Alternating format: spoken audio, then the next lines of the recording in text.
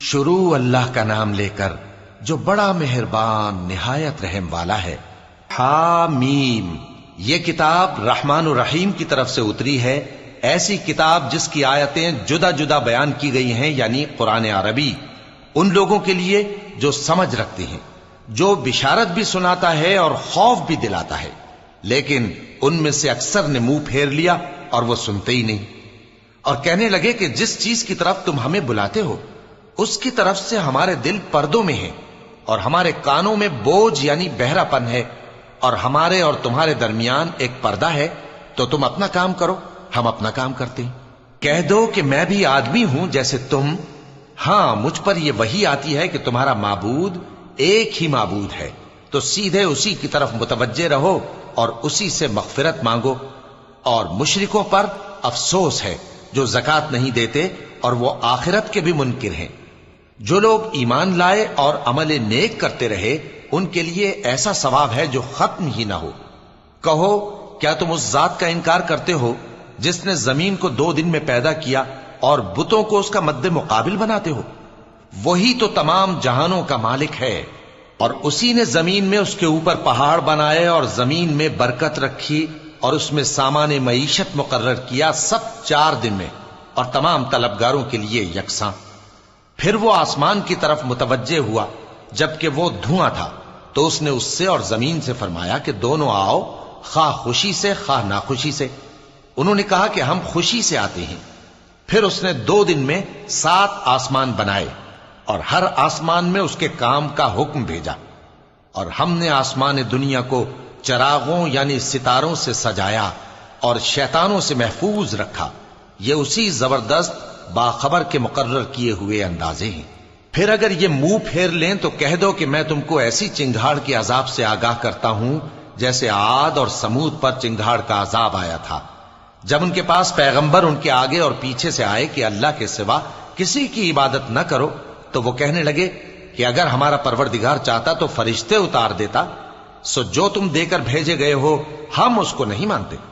اب جو عاد والے تھے وہ ناحق ملک میں تکبر کرنے لگے اور کہنے لگے کہ ہم سے بڑھ کر قوت میں کون ہے؟ کیا انہوں نے نہیں دیکھا کہ اللہ جس نے ان کو پیدا کیا وہ ان سے قوت میں بہت بڑھ کر ہے، اور وہ ہماری آیتوں سے انکار کرتے رہے۔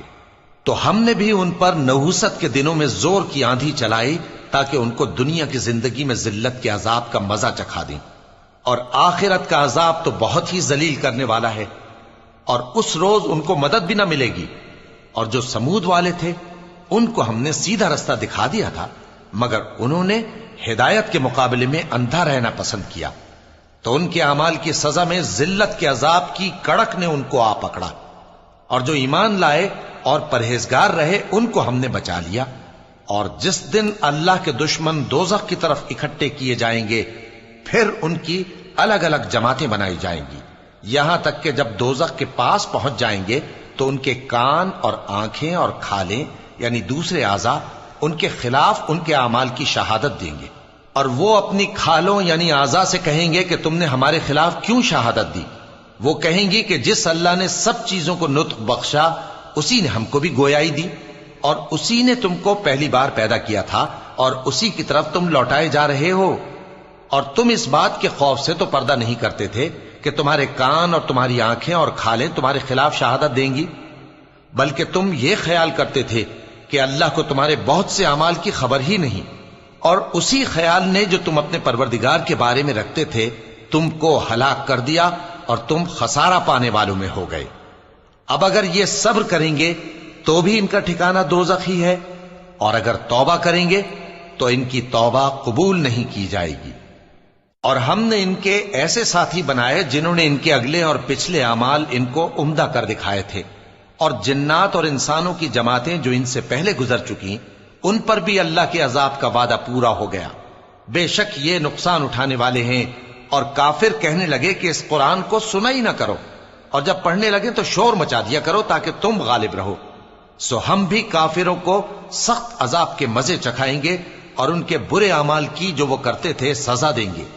یہ اللہ کے دشمنوں کا بدلہ ہے یعنی دوزخ، ان کے لیے اسی میں ہمیشہ کا گھر ہے۔ یہ اس کی سزا ہے کہ ہماری آیتوں سے انکار کرتے تھے۔ اور کافر کہیں گے کہ اے ہمارے پروردگار، جنوں اور انسانوں میں سے جن لوگوں نے ہم کو گمراہ کیا تھا ان کو ہمیں دکھا کہ ہم ان کو اپنے پاؤں تلے روند ڈالیں تاکہ وہ سب سے نیچے رہیں۔ جن لوگوں نے کہا کہ ہمارا پروردگار اللہ ہے، پھر وہ اس پر قائم رہے، ان پر فرشتے اتریں گے اور کہیں گے کہ نہ خوف کرو اور نہ غمناک ہو، اور بہشت کی جس کا تم سے وعدہ کیا جاتا ہے خوشی مناؤ۔ ہم دنیا کی زندگی میں بھی تمہارے دوست تھے اور آخرت میں بھی تمہارے رفیق ہیں، اور وہاں جس نعمت کو تمہارا جی چاہے گا تم کو ملے گی، اور جو چیز طلب کرو گے تمہارے لیے موجود ہوگی۔ یہ بخشنے والے مہربان کی طرف سے مہمانی ہے۔ اور اس شخص سے بڑھ کر بات کا اچھا کون ہو سکتا ہے جو اللہ کی طرف بلائے اور عمل نیک کرے اور کہے کہ میں مسلمان ہوں۔ اور بھلائی اور برائی برابر نہیں ہو سکتی، تو سخت کلامی کا ایسے طریق سے جواب دو جو بہت اچھا ہو۔ ایسا کرنے سے تم دیکھو گے کہ جس میں اور تم میں دشمنی تھی وہ تمہارا گرم جوش دوست ہے، اور یہ بات انہی لوگوں کو حاصل ہوتی ہے جو برداشت کرنے والے ہیں، اور انہی کو نصیب ہوتی ہے جو بڑے صاحب نصیب ہیں۔ اور اگر تمہیں شیطان کی جانب سے کوئی وسوسہ پیدا ہو تو اللہ کی پناہ مانگ لیا کرو، بے شک وہ سنتا ہے، جانتا ہے۔ اور رات اور دن اور سورج اور چاند اس کی نشانیوں میں سے ہیں۔ تم لوگ نہ تو سورج کو سجدہ کرو اور نہ چاند کو، بلکہ اللہ ہی کو سجدہ کرو جس نے ان چیزوں کو پیدا کیا ہے، اگر تم کو اس کی عبادت منظور ہے۔ پھر اگر یہ لوگ سرکشی کریں تو اللہ بھی ان سے بے نیاز ہے، کیونکہ جو فرشتے تمہارے پروردگار کے پاس ہیں وہ رات دن اس کی تسبیح کرتے رہتے ہیں اور کبھی تھکتے ہی نہیں۔ چونکہ آیت سجدہ تلاوت کی گئی ہے لہذا سامعین پر سجدہ واجب ہے۔ اور اے بندے، یہ اسی کی قدرت کے نمونے ہیں کہ تو زمین کو دبی ہوئی یعنی خشک دیکھتا ہے، پھر جب ہم اس پر پانی برسا دیتے ہیں تو وہ شاداب ہو جاتی اور پھولنے لگتی ہے۔ بے شک وہ جس نے زمین کو زندہ کیا وہی مردوں کو زندہ کرنے والا ہے، بے شک وہ ہر چیز پر قادر ہے۔ بے شک جو لوگ ہمارے احکام سے انحراف کرتے ہیں وہ ہم سے پوشیدہ نہیں ہے۔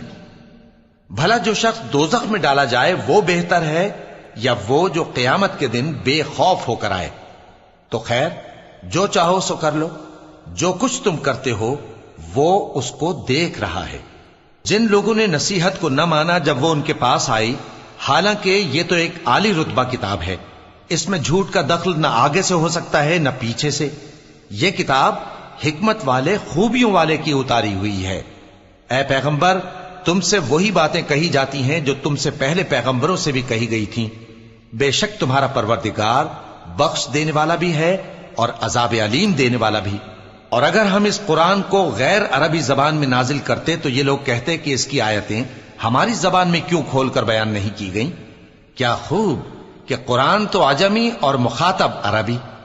کہہ دو کہ جو ایمان لاتے ہیں ان کے لیے یہ ہدایت اور شفا ہے، اور جو ایمان نہیں لاتے ان کے کانوں میں گرانی یعنی بہراپن ہے، اور یہ ان کے اندھے پن کا باعث ہے۔ ان کو گویا دور کی جگہ سے آواز دی جاتی ہے۔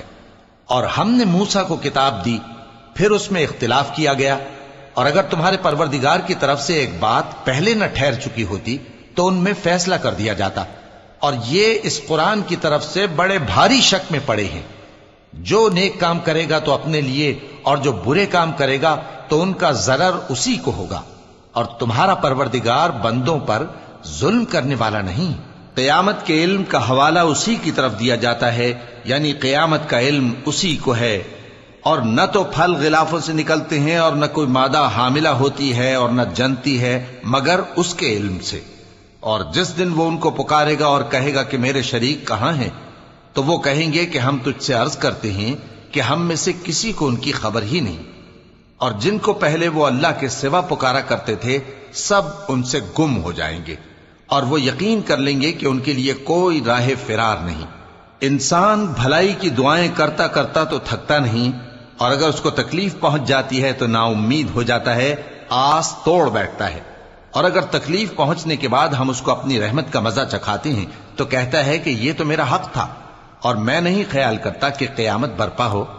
اور اگر قیامت سچ مچ ہو بھی اور میں اپنے پروردگار کی طرف لوٹایا بھی جاؤں تو میرے لیے اس کے ہاں بھی خوشحالی ہوگی۔ پس کافر جو کچھ کیا کرتے ہیں وہ ہم ضرور ان کو جتائیں گے اور ان کو سخت عذاب کا مزہ چکھائیں گے۔ اور جب ہم انسان کو نعمتوں سے نوازتے ہیں تو وہ منہ موڑ لیتا ہے اور پہلو پھیر کر چل دیتا ہے، اور جب اس کو تکلیف پہنچتی ہے تو لمبی چوڑی دعائیں کرنے لگتا ہے۔ کہو کہ بھلا دیکھو تو اگر یہ قرآن اللہ کی طرف سے ہو پھر بھی تم اس سے انکار کرو تو اس سے بڑھ کر کون گمراہ ہے جو حق کی مخالفت میں دور نکل گیا ہو۔ ہم ان قریب ان کو اطراف عالم میں بھی اور خود ان کی ذات میں بھی اپنی نشانیاں دکھائیں گے، یہاں تک کہ ان پر ظاہر ہو جائے گا کہ قرآن حق ہے۔ کیا تم کو یہ کافی نہیں کہ تمہارا پروردگار ہر چیز سے خبردار ہے؟ دیکھو یہ اپنے پروردگار کے روبرو حاضر ہونے سے شک میں ہیں۔ سن رکھو کہ وہ ہر چیز کا احاطہ کیے ہوئے ہے۔